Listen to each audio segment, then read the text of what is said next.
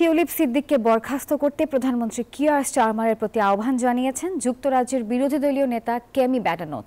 এমনকি দুর্নীতির দায়ে মন্ত্রিত্ব ছাড়তে নিজ দলেরও চাপ রয়েছে টিউলিপের ওপর। এদিকে টিউলিপের দুর্নীতির তদন্ত হওয়া উচিত এবং তার ক্ষমা চাওয়া উচিত বলে সংবাদ মাধ্যম দ্য সানডে টাইমসকে জানিয়েছেন ডক্টর মোহাম্মদ ইউনুস।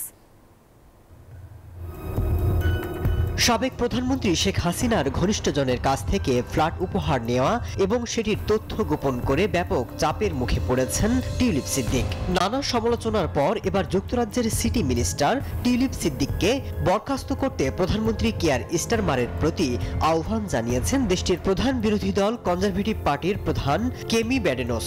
এক প্রতিবেদনে এই তথ্য জানিয়েছে ব্রিটিশ সংবাদ মাধ্যম বিবিসি।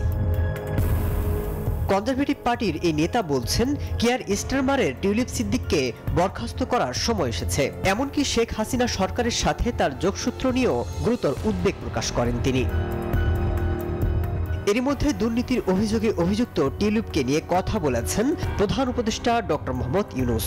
প্রভাবশালী সংবাদ মাধ্যম দ্য সানডে টাইমসকে তিনি বলেছেন, লন্ডনে যে ফ্ল্যাট টিউলিপ ব্যবহার করছে সেটি তদন্ত করা উচিত এবং এ বিষয়ে তার ক্ষমা চাওয়ার কথাও বলেন তিনি।